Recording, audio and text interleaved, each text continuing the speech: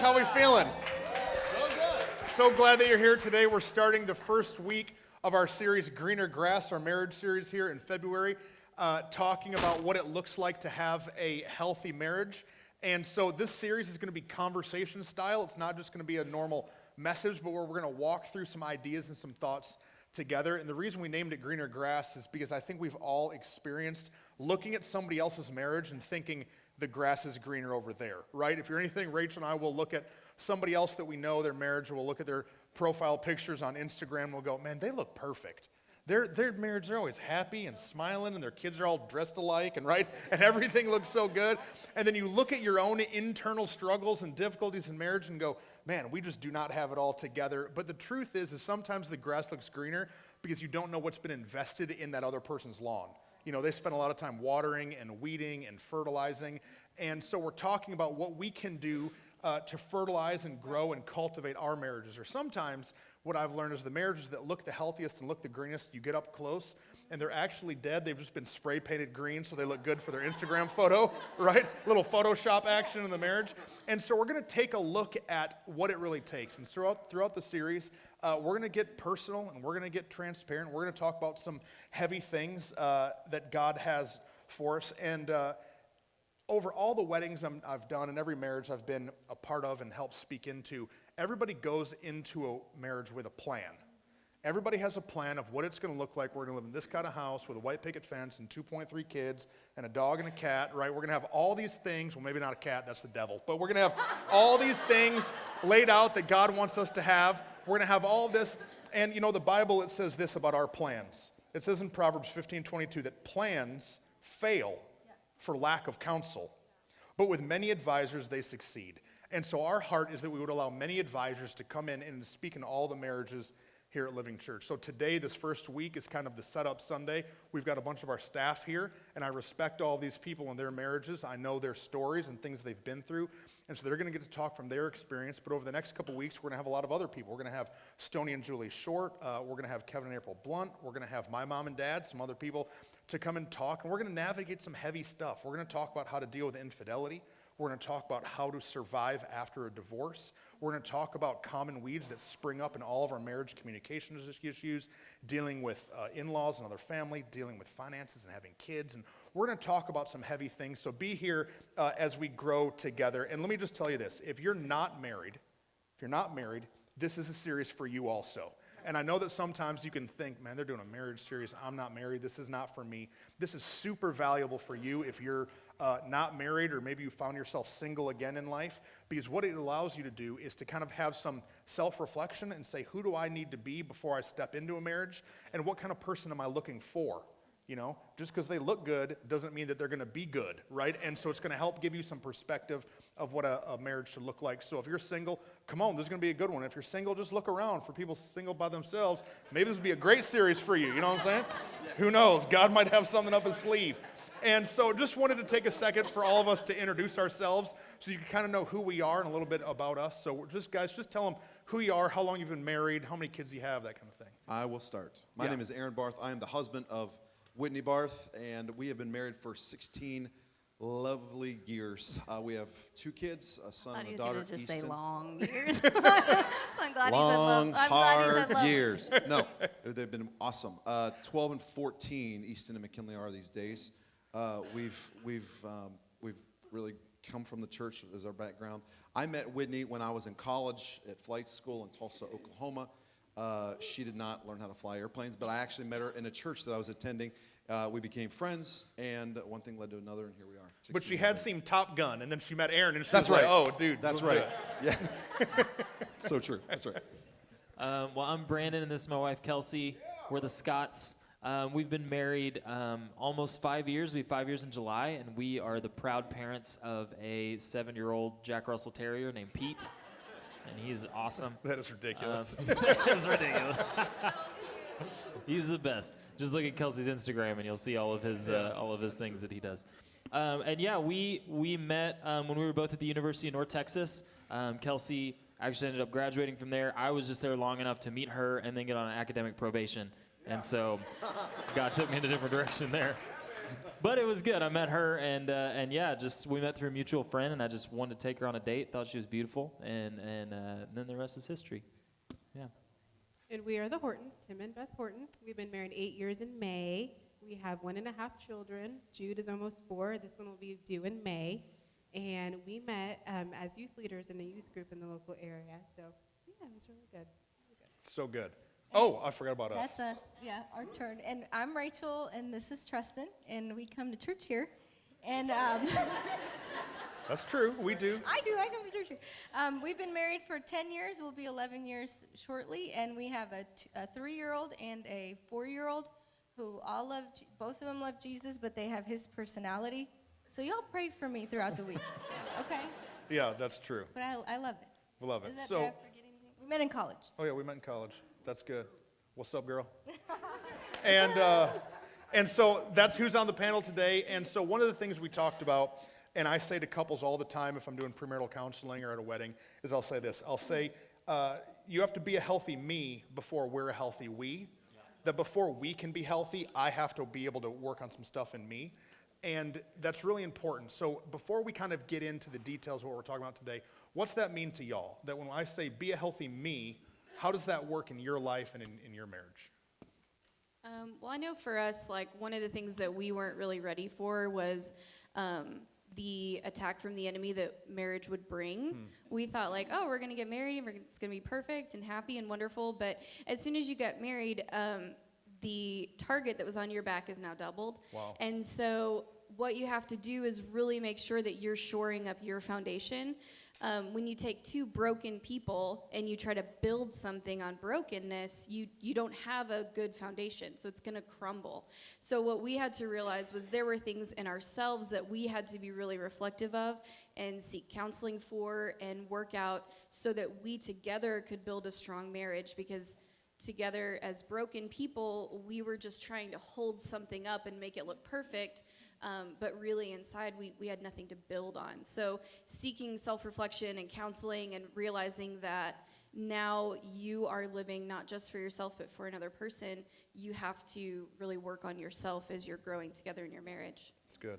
Yeah, I know for me that required a lot of honesty and transparency in myself, of hear all the things that I struggled with in the past, not only being honest and transparent with Kelsey, but then surrounding myself with other godly men that I could be transparent and honest with to make sure that my foundation is firm and that I'm not laying a foundation of my marriage on my own brokenness, but that I'm actively dealing with my own brokenness with godly men around me to shore up the foundation of my marriage. Yeah. I think that sometimes we have this misconception that, like, once the pastor pronounces you, that the marriage fairy just goes 1, 2, 3, now you're free, and you know. But then you find out, you know, you pack your bags for your honeymoon, and you found out that your pornography addiction came with you, and her insecurity struggles came with her, and that it's not less baggage, it's now more baggage because they are one, and we've got twice as much baggage. Exactly. That the stuff that you were carrying around in life before you were married, you just carry into the marriage. And so I think what Kelsey said and everybody talked about is that in this series, our heart is that everybody would be self-reflective. That it can be really easy to listen to a series like this and to just be thinking to yourself, I hope they're paying attention, right? Elbowing your wife, are you listening to what they're saying? They're talking to you. Right. Well, maybe we're talking to them right there, but we were probably talking to you just like 2 minutes ago. Yeah. And so if all of us will walk in, like Brandon said, transparently and going, God, I want to be the best me I can be so we can be the best we, then it's going to allow us to all grow together. So we're not doing this series for your spouse, we're doing it for you. Yeah. So that you can get better. Yes. And so as we were talking, we said, okay, in a healthy marriage, in a marriage that's green and lush and growing, what do we need to understand about each other? What do we need to do? And it really boiled down to 3 things that a person wants, that a wife wants from a husband, that a husband wants from his wife. And so we're going to talk through some of those. And the first is we want to be heard and understood. That as we're talking, all the wives said, you know what I want? I want to be heard. I want my husband to hear what I'm feeling, hear what I'm thinking. And all the men said, we want to be understood. We want you to understand where we're coming from and kind of what our feeling is. Even if we're not great at explaining what we're feeling, we want you to understand us. So let's just kind of talk about that. What's it mean in your relationship to be heard and understood? I'll start. For me, I talk a lot. I don't know. And so I Is that true, Aaron? Just a little. Just a little bit. So I understand that I have a lot to say, but it's important to me that you take the time to listen to what I have to say. And so I think a lot of times we can talk, but you're distracted, or the thing we've run into a ton in our marriage is that men are problem solvers, and so as I am talking, he's already solving the problem for me, and I didn't want him to. I just want him to hear me. You know, I'm smart. I can solve my own problem, you know, or we can solve it together in a minute. But first, I really want you to take the time to hear what I'm saying, hear my heart, hear my feelings, hear my emotions in it. And I know it's a lot of words, but I need you to take the time to not be distracted and to actually look me in the eye and pay attention. Aaron, one of his love languages is that he serves, and so he's constantly moving and cleaning and helping and serving around the house, but we've had to make it a point that he would stop and come and just sit and listen so that I can feel heard. That's true. So I've learned earlier on in our marriage that when she would start talking, hearing and listening, I would listen, I would hear. What would it be? What's the difference there? Well, I'm hearing the things that she's saying. But I wasn't listening then. I wasn't listening as much as I was earlier on. And so when she was saying things, yep, I hear you, babe. Yeah, I hear you. Ask me the next day or 2 days later, and I didn't know. I didn't know what she was saying. I wasn't paying attention like I should have been. So I've learned earlier on, fortunately, and still learning to this day, but I'm learning to listen. Make sure you're listening to your wife. Yes, they have plenty of things to say. I think we talked about it first service. I read a report. Women have lots of things to say. They speak on average of, 25,000+ words a day, whereas men speak 5,000 or 6,000 words a day. We have a lot to say, y'all. We have a lot to say. So there's lots of the things to be said. But we as husbands, we as the significant other need to make sure we're listening. Not just hearing, want, but listening to what they are saying. Right. And I think Whitney might mention later on about how certain times of day are key, at least for our marriage, of when we need to make sure we communicate. We'll talk about that later, I think, right?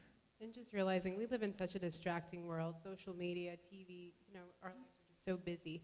And just figuring out in your own schedule, in your personal schedule, what's the best time to have that talk. Smart. Like for us, we take our son Jude to our in-laws and my parents' house quite often throughout the week. So we figured out in our car time just to put the phones down and talk to each other. Just let the distractions just go, because it's hard to do that. You should always put the phone down while you're driving anyways. Yeah. Yeah. Public service announcement. Right. Yeah, and I think it's also important that we understand as wives that when our husband is sitting and listening and he's offering that love to us, that it's important that we speak our whole truth of what is going on with us, because a lot of times we can try to say enough that he'll figure it out, and if he doesn't figure it out, then why did you not figure it out? But you know what? If we don't tell them what we need, they can't read our minds. And so it's important. Spell it out, All the ladies. men We said need you to amen. spell Oh, it no. out. Okay. Y'all gonna get in trouble. So- Y'all better be Yeah. Yeah, it's good. But Keep it's going. important that, like, if they're taking the time to listen, that we speak what we need, because what happens is when we don't, and then they don't figure it out, then we feel like we need to bring it up again and bring it up again and bring it up again, and then we become that nagging wife when really they were offering to listen, and we were choosing to have them figure it out for us. And so unvoiced expectations lead to frustration. If you need it, Wow. you need to say it. Say it again. Say it again. Unvoiced. Unvoiced expectations lead to frustration. Right. So if your expectation is for your spouse to understand something, it has to be fully voiced. It can't just be this like, I'm going to give 25% of this thing and hope they pick it up. Because ladies, we're not that smart.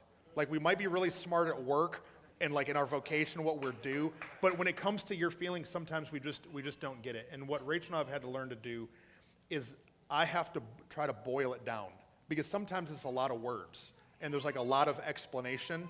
And for us, I operate in bullet points. It's like how my brain works. It's how I function is efficiently. Like, how do I make it most effective? And so we're going to talk all throughout the series about the importance of going to counseling. But in one of the seasons that Rachel and I were in counseling, we were taught reflective listening. Yes. And go ahead, explain that. So reflective listening is if Rachel were explaining something to me, then after it, I would say, so what I would normally do is fix the problem.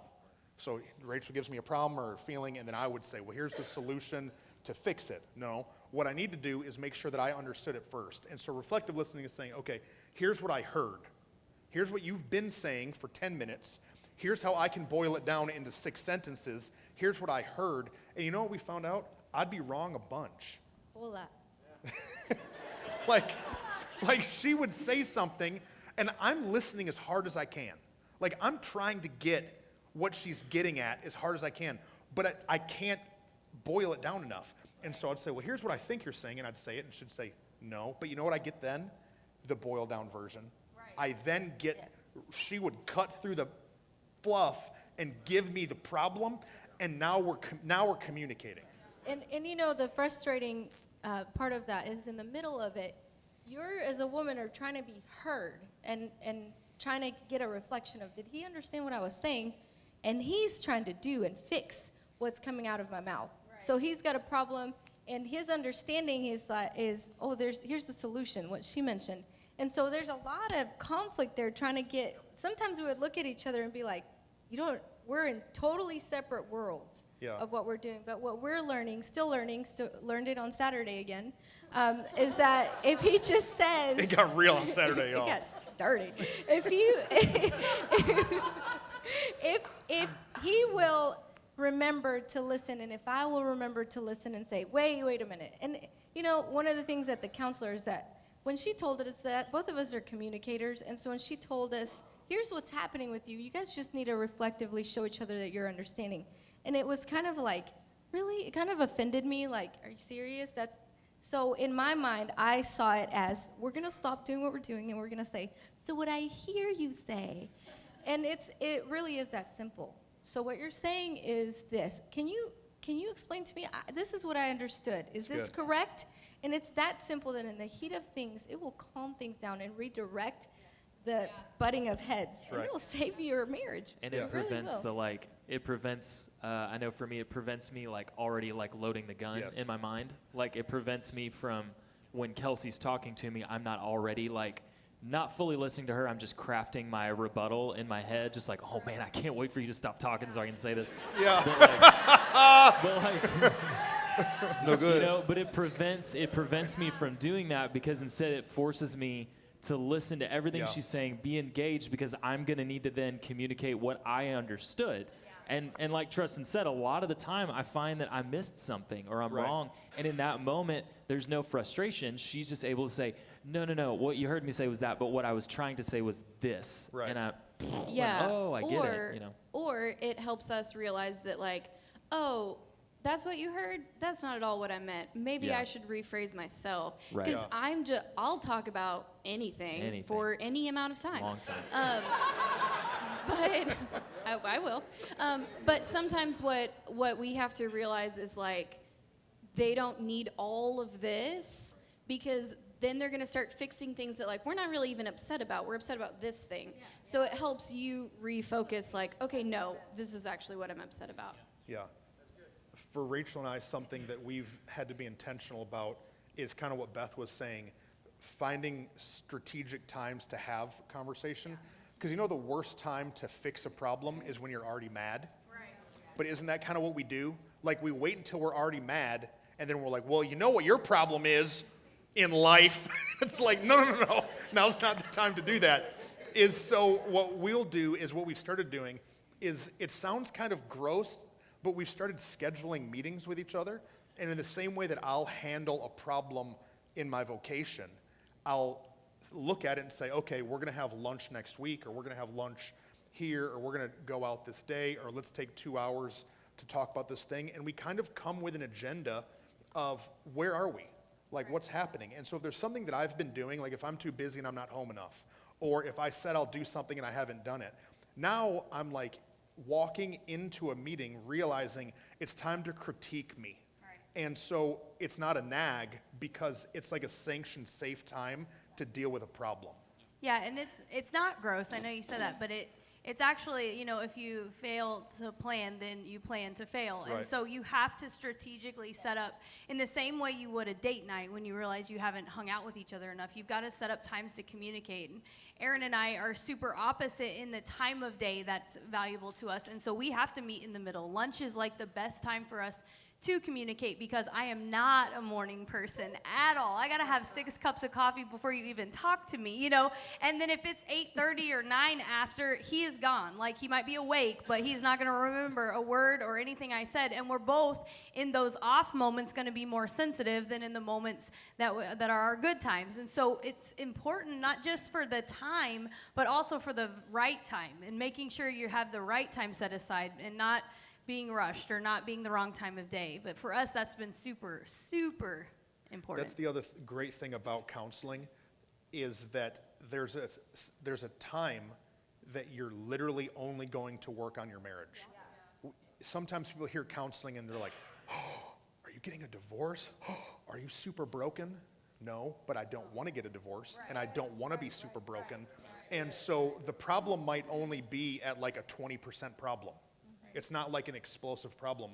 But if we know that every Thursday, we went for a long time, every Thursday at 5:30. If I know every Thursday at 5:30, we're in counseling for an hour, it's just this like time where we recalibrate and we get to refocus on where we are and what's been happening and deal with the baggage we brought into the marriage and deal with the stuff that's currently happening. It's important. Go, baby. Well, I was going to say in the aspect of listening, we would find ourselves it was like we were in World War III trying to get our point across, and then we'd sit down and really narrow down look at and observe what happened and we call it this way, we call them pebbles and bullets and then bazookas. And it's the process is where I was communicating to him and saying, hey, Tristan, I need you to do this. I need this from you. And I would say it consistently, and that was me throwing a pebble. Throwing a little pebble. A little pebble just at a time to get my get attention. His attention of saying it, here's what I need from you. But if he's... if I don't pay attention to the little pebble, her only recourse is to find a bigger rock. And so she goes from throwing little I went to a gun. I know, that's because she's gangster like that. She's gangster like that. So what we would do is we would go from throwing little pebbles to now we're throwing little rocks. And then before we know it, we're launching boulders at each other. Yeah. And it's like, how did we get, that's what it was, but it's okay. How did we get here? Why are we throwing boulders? Yeah. Like we just started talking and there's boulders being launched. The reason is because I wasn't paying attention to the pebbles because she wasn't paying attention to the pebbles. And so something that's been good for us is we'll say, like if we're in the middle of a confrontation or argument, she'll say, the reason I'm throwing boulders is because you've been deaf to my pebbles. Yeah. And then I go, my bad. You're right. I'm a loser. Or the other way around. Yeah, but I can't use that as an example. See what I'm saying? Okay. Anything else on heard and understood? Well, I think sorry. I want to be heard. What I'm hearing you say is... There it is. No, I was just going to say for the other side, there's the heard side and then there's the understood side. And yeah. I know for me as a guy, being understood typically implies that there's some kind of an action after yeah. my communication. So like with Kelsey, she needs me to be super engaged, engaged in the conversation, knowing that I'm processing all of the things that she's saying. For me, it's a big deal when I see that she's taken something that I said, even if it wasn't a direct like, hey, I need you to, feed the dog. It wasn't a direct thing, but she's taken something that I've said about how I'm feeling or how I'm processing something, and she turns that into an action. And it's not even an action I asked her to do. Like a couple weeks ago, we had a conversation about, I'm just feeling super overwhelmed about, some stuff. I'm working on my master's and my school program's getting really difficult and just doing some stuff here at the church and getting ready for 3 services and all these different things, all good stuff, but just was feeling a little stressed out. And she took that conversation. I didn't ask her to do anything. I just was telling her how I was feeling. But she took that conversation, and the next couple of days I came home, and she had cleaned up the house. She had started dinner, all of these things that I didn't ask her to do. They were out of her normal routine, but that helped me to know, I've been understood by her, right? That I've been understood by her because she heard that thing, and then what did I do? I'm already confused. You're saying it was out of my normal routine. Out of my normal routine. No, because what? Yeah, so... No, I said this in the first service. I said it in the first service. It's because her job is so much harder than mine is. So Make sure you slip that in I at don't the ask beginning. her. Yeah, I don't ask her to clean the house, to cook dinner. Like, I assume those responsibilities because her job is too difficult to have to do those things. Yeah. So, but that's what was important about it. It was this stuff that that normally I do, but she knew that I was overwhelmed for a season, and so she took those things from me and did them without me even And asking. so the action item is important. So for men, for us to feel understood, is we'll express our point in our bullet points and our process and our strategy and our timeline, and we'll give all those things. And then what we're kind of hoping for is the action. Like, saying yes, it made sense is different than putting legs to the thing and doing what we talked about. So that's, Brandon, kind of what you're talking about. So if your husband just keeps saying the same thing over and over and over, he keeps saying it because he's looking for that thing to start somehow. But I think what Brandon said is so true that you guys don't always communicate though this is a need. You guys only sometimes communicate just in observation or in moments. Aaron and I have talked about before, there was a season one time, when we first got married, he told me a story one day about how important it was in his life because he had seen his parents, his mom always affirm his dad, and he had observed this other family where the dad was working hard and was always doing things, but the kids were never thankful, and when he got home from work, he had told him, like, they never are at the door, they never care.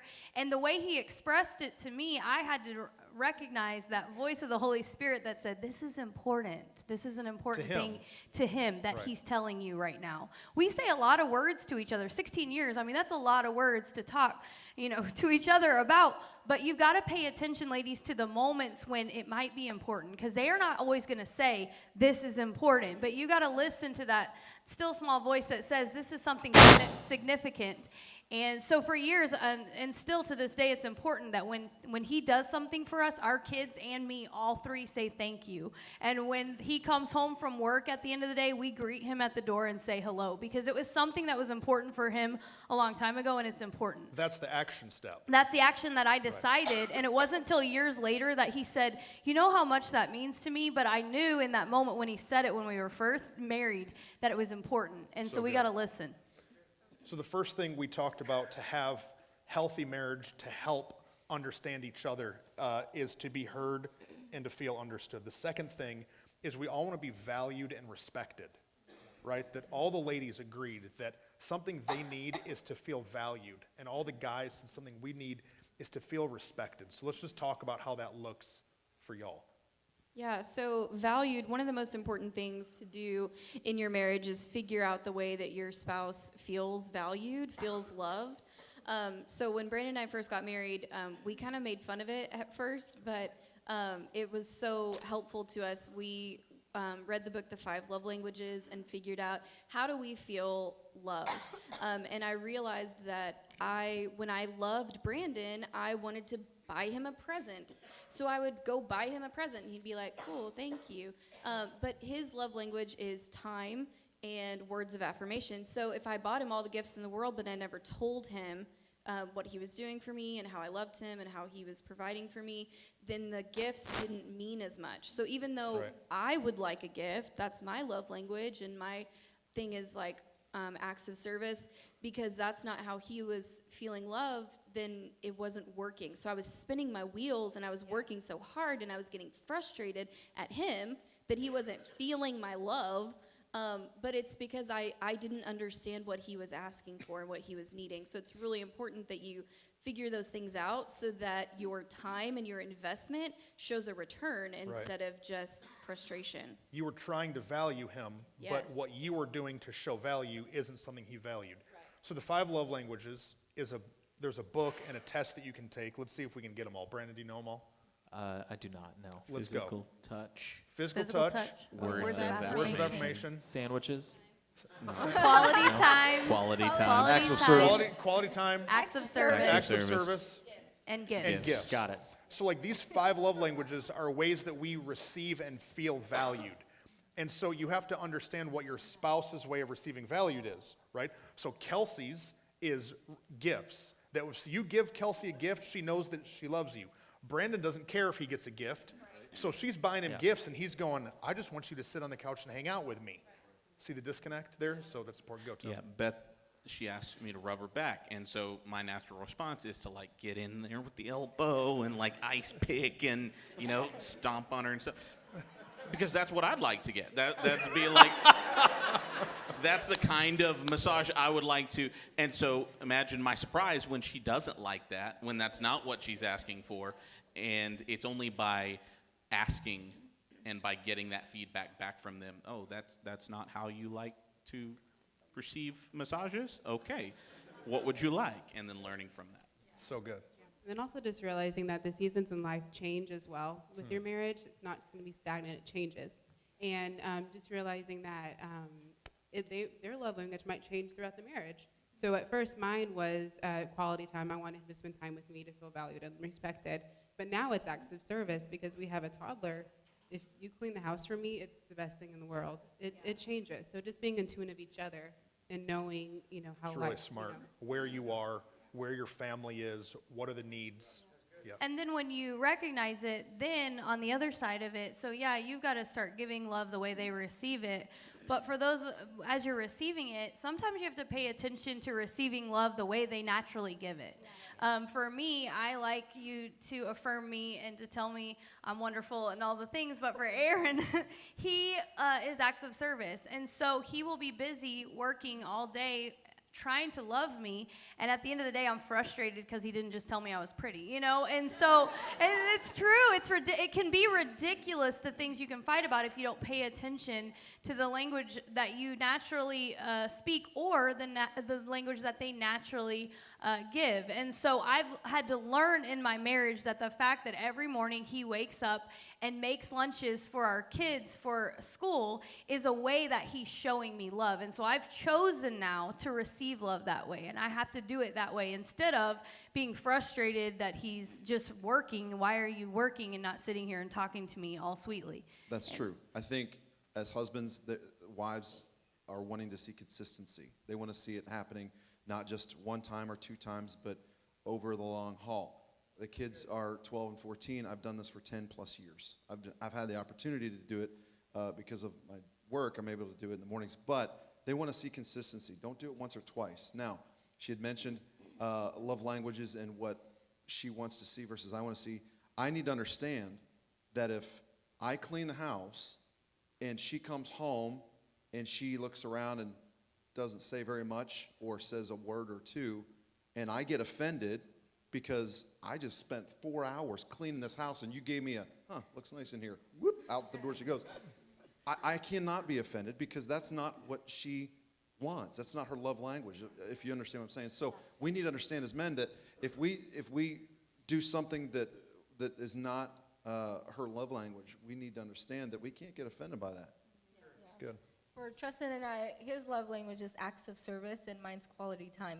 So when we first got married, before we knew that, all this awesome love language stuff, it was really hard because he's a doer. He's got a list and he's going to accomplish it. And he's going to work from the time the sun comes out till the sun goes down. And for me, it was like I just want to sit around and just be.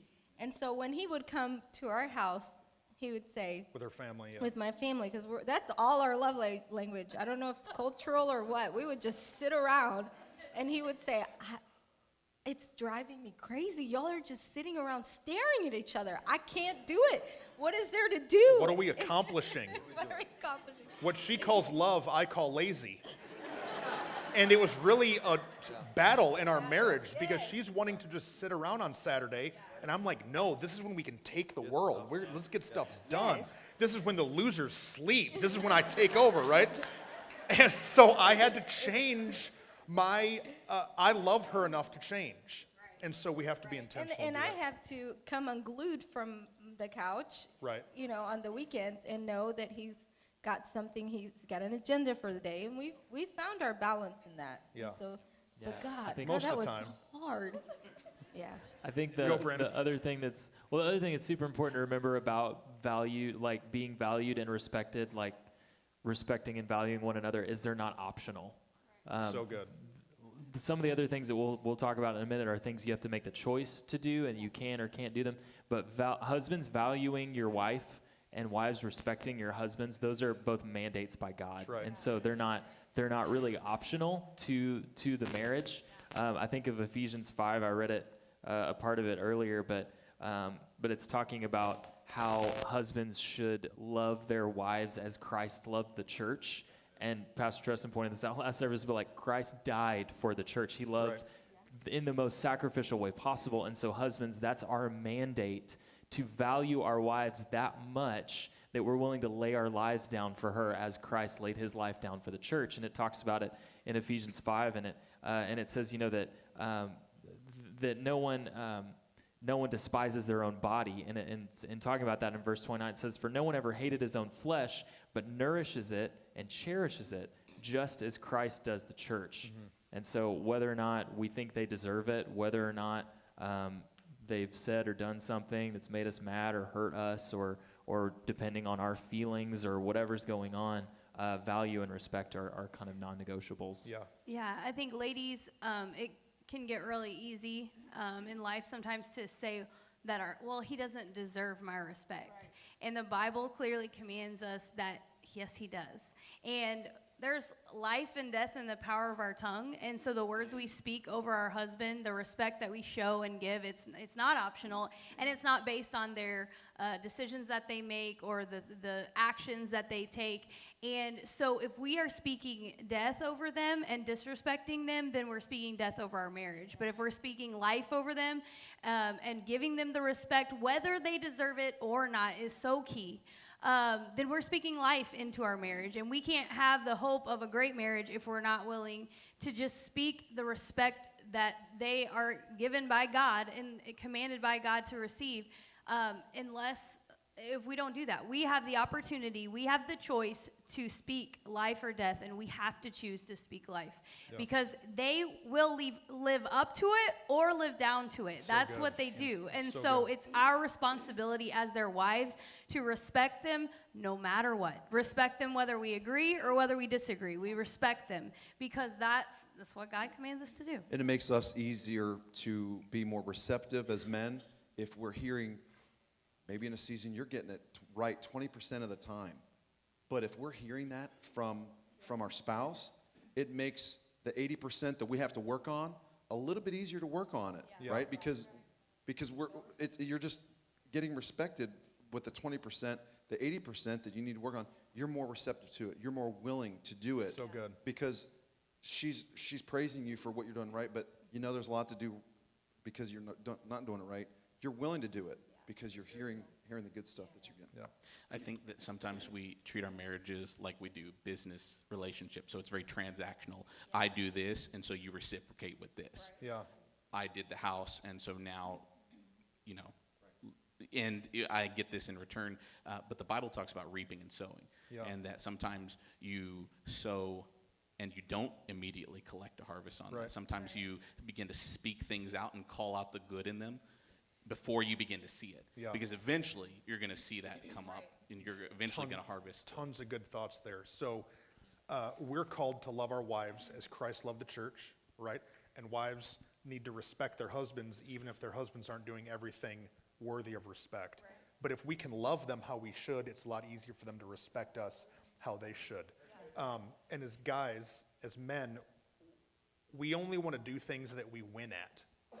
Like, I want to be winning in what I do. It's the reason I don't play basketball. I don't play basketball because I'm horrible at basketball, right? And so once I found out I'm not good at basketball, I stopped trying to play basketball because I'll never win. But I realized, what am I good at? Oh, I got into powerlifting. I'm not going to try out for the basketball team, but I'm going to lift weights because that's something God's made me good at doing. And so as guys, we're drawn to things that we're good at. We're attracted to things where we receive praise. And so, ladies, the more that you praise us in areas we do good, the more motivated we are is to, like Aaron said, to pick up the places we're doing bad. Because if I grow here, then I'm going to receive praise and I'm going to be winning in all these other areas. It's true. One more thought to go along with that. Understand it's not as easy to do things alone. It's usually easier to get things done together. The Bible says in Ecclesiastes, 2 are better than 1 because they have a good return for their labor. If either one of them falls down, one can help the other up. But pity to anyone who falls and has no one to help them up. Also, if 2 lie together, they will be kept warm. But how can one keep warm alone? This is something that we have learned earlier on. If we're struggling at something, the other one needs to be able to recognize that and willing to help that. It's not, well, you're on your own. You screwed this thing up, so you're stuck to figure it out yourself. That's not the way a marriage should work. We need to make sure that if we see some struggle occurring in our spouse, we need to step in and help them up. Yeah, and keep them together. warm. So good. The third thing that we talked, anything else with that, valued and respected? The other thing that we talked about that we all want for our marriage to feel like it's flourishing and green is that we would feel secure and affirmed. That there would be some security in it, that all the ladies said, we want to feel secure in our marriage and our love and our relationship. And all the guys said, man, we just want to be affirmed. We want to know that we're doing a good job and making a difference. So what does that mean for you guys? So security for us, I mean, we went through a lot of stuff, but security for us, and I think every argument in marriage boils down to fear. Fear that you're going to leave or betray me, or fear that I'm not providing for you, fear that I'm not a good enough husband or a good enough parent, or all of these things. It all boils down to fear. And when we can provide security for our marriage, then we can walk without fear. And one of the things that Brandon and I really had to make a choice to do was to be really careful with our words, because our words are powerful. Like Whitney said, we don't say ever that maybe we should get a divorce. We don't say divorce ever, because once that word is spoken out, it's really hard to take it back. Right. We will often, when we're having disagreements, we will take a moment and say, like, you know what, I need about 5 minutes before we talk about this, because if I talk to you right now, I'm going to say things that I don't mean, and my feelings right now are temporary, but my love for you is permanent. So I'm going to take a little bit and go collect myself so that I can tell you how I'm really feeling, and not just how I'm feeling in this moment. Marriage is one of God's greatest tools for sanctification. Marriage can bring you happiness, but it's not intended to make you happy. It's intended to make you holy. So when you So are good, face to face So good. with someone who is rubbing you the wrong way, and you think, man, we fight all the time, maybe we should get a divorce. No. Maybe you should thank God that he's showing you the things in your life that you need to iron out so you can be more like Christ. Good. That's good. She's preaching better than y'all are letting her know. I really am. So that's one of the things that we really think about a lot is our words. Really understanding that there are things that you can say them and you can apologize for them, but you maybe can't take back how they made them feel, and they'll keep running back in their mind, and Satan will bring them back in every fight and try to say, remember when they said that, remember when they said that. So be careful with the things that you say and the things that you speak over your marriage. And I think that with that, if you've been sowing things for a long time that you shouldn't have been sowing, so if you've been saying a lot of hurtful stuff, it takes a while for that to get cleaned out. And so something for Rachel and I is,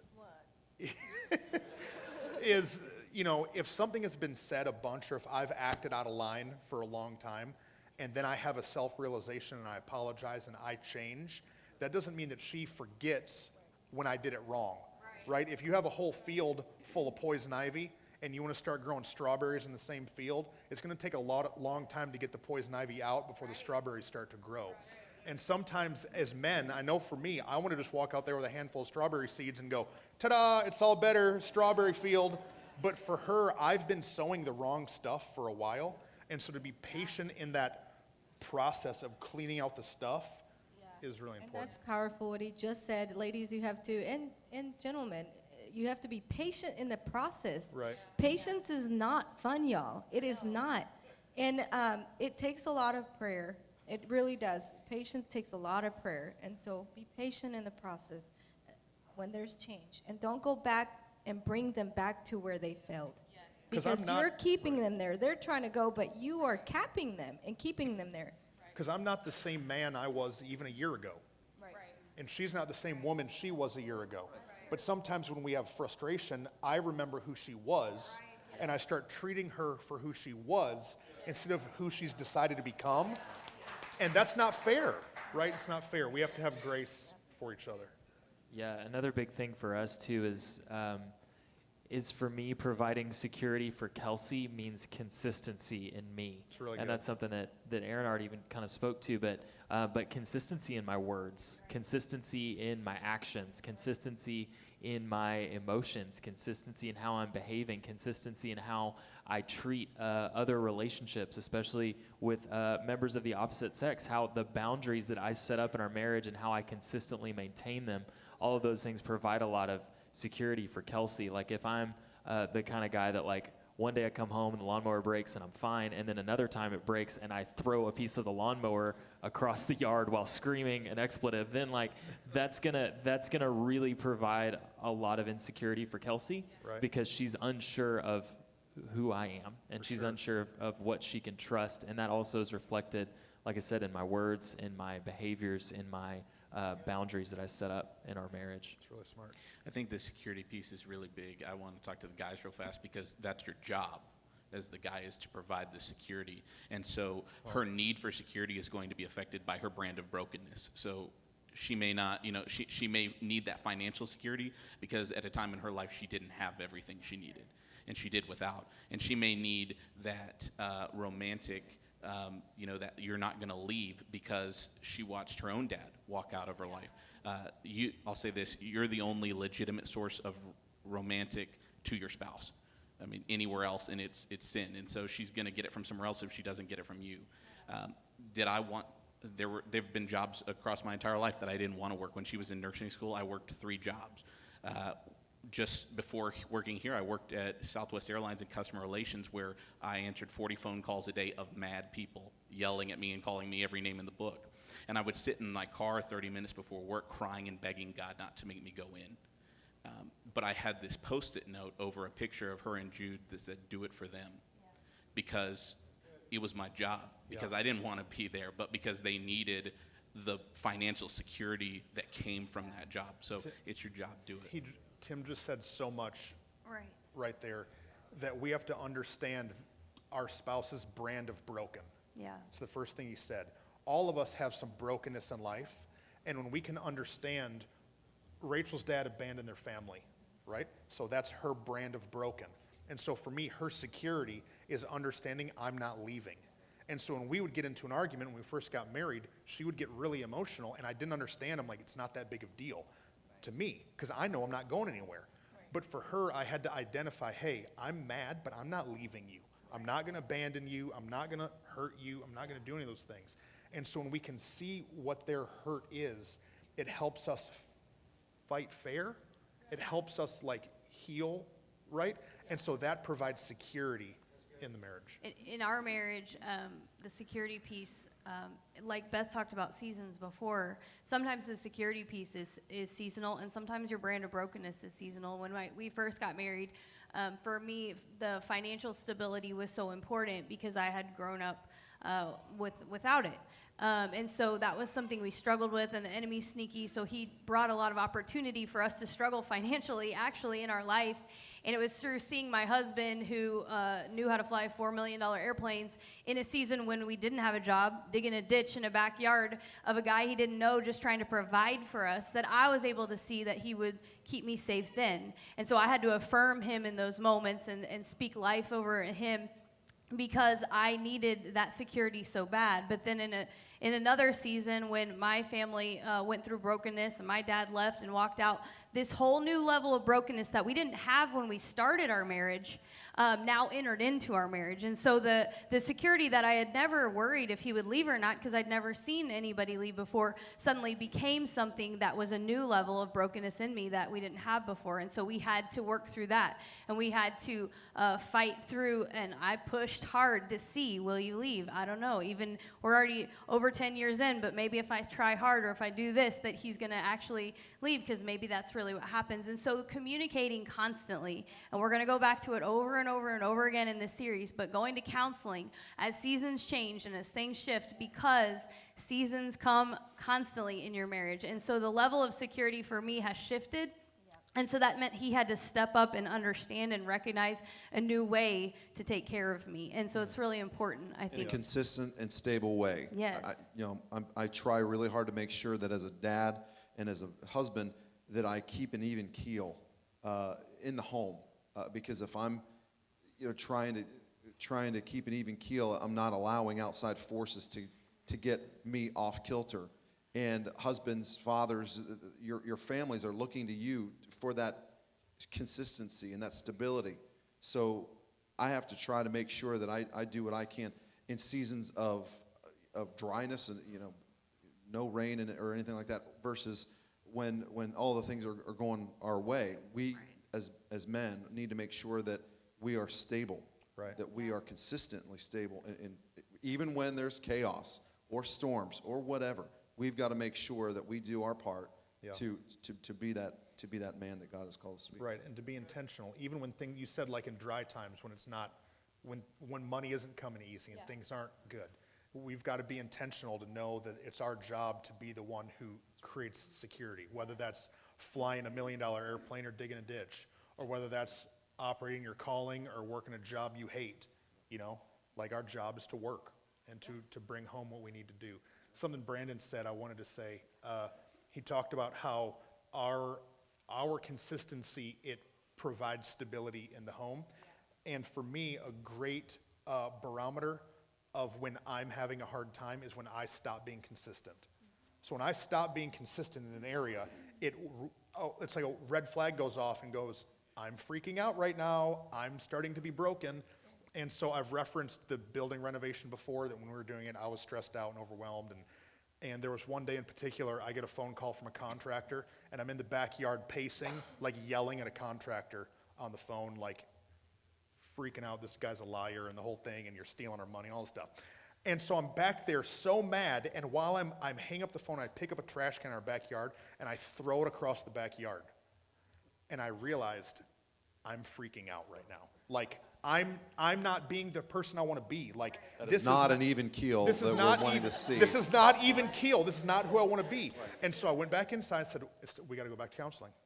I'm sorry. I'm not balanced. I'm not managing my stress properly. Let's go back to counseling. So we did, and it was great for us. Yeah. But I had to reflect and realize that my imbalance was causing imbalance in our marriage. But even taking us to counseling, I think, showed me safety. Because in the process of, before he threw that trash can, we were having... I didn't throw it at Rachel. I just threw it like... I'd have thrown it back, y'all. So before we would had that, that happened, there was already stuff happening in our house where I was not getting what was happening. Like, who is this guy? And I was now mad at his actions of what he was saying, and it just creates a whole mess. He's having an issue, but I'm mad at him because he's reacting the way he's reacting, but we don't know the root. And so he brought us to safety and brought us to counseling. I'm telling you, it has been the best thing that we do. It is part of our culture as the couple that if we go through something new, and there's change, we know, okay, we probably should visit to see if we need to recalibrate, you know. And so it's saved our marriage and the growth in our family. So good. Anything else, guys, with feeling secure and affirmed? No, I'm just one thing, like, as we're talking about all of this, it's so easy to put up a wall and just be like, yeah, that's great, but y'all don't know what my marriage is like. You don't know what we've been through. We don't know what you've been through. A lot of you we do, but marriage is an example of the gospel, and marriage is redemption. And so it takes humility and it takes grace. So if you're sitting there today putting up a wall, tear it down and be humble. Yeah. And if you are starting to get mad at your spouse, like, ask God to fill your heart with grace, because that's humility and grace together, they will make your marriage soar. There is no marriage that cannot withstand what the enemy has for you if you are humble and gracious and you're giving it to God. So don't walk out of here today and not hear what we just said because you think we don't know what you're going through, because we've all been through stuff and we get it. So good. So over the next couple weeks, we're going to be talking about some heavy stuff, right? We're going to be talking about dealing with infidelity. We're going to talk about what happens if you've already been divorced, right? We're going to talk about how God has restoration in that. So be here for the next couple weeks. Whit, did you have anything? Oh, I was just going to say, since I already shared a little bit of my story with you, as a kid whose parents got divorced later in life, I don't care who you are and what you're walking through, I'm going to tell you that for your family's sake, you might think, oh, that's okay, they're already out of the house, they're grown, so we'll go ahead and take care of it now. I'm telling you, it's going to wreck their life no matter who they are, where they are, what you did before when they were in the home to what you do. It's worth walking through the humbleness. It's worth the fight. And so I don't know why. I just felt like I was supposed to say that. So I don't know who you are or what you're walking through, but don't use it as an excuse or an opportunity. Your kids, your family, your lineage, your legacy, it's worth it to fight for it. Yeah. It's good. You know, the Bible says that God makes all things new. That's what he says. Here at Living Church, we believe there's more, that there's more for you in your marriage. And so be encouraged, man. Some of you might feel like there's a long way to go. We've been there where there's a long way to go. These couples have been there where there's a long way to go. But there's more for you. We're going to be here with you. God's there with you. And I believe that throughout this series that God's going to start initiating conversations and health and do some great things. So let me pray for you. If you're a couple, here, husbands, put your arm around your wife, grab her hand. If you're single, look around who's not holding a hand. And let me pray. God, thank you. Thank you for the gift that you've given us of each other. That you've given us a wife or a husband, Lord, that we can not only, like Tim said, like be co-workers and accomplish things together, but Lord, that we can love each other and we can walk through life together. Father, in this series, I speak life, I speak health and restoration. Enemy, you have no authority over these marriages. You have no authority over these homes, but God, these are your people, and you tell us in your word that you desire to give your children good gifts. So Father, bring healing. And I pray the things that were broken would become areas of strength. Because what we're going to see in this series is we're going to see couples come up here and tell stories that almost killed them. Except now that thing that almost killed them is literally the thing that makes them the strongest. And speak that to people in this place. We thank you, Lord, in your name. We all said, amen.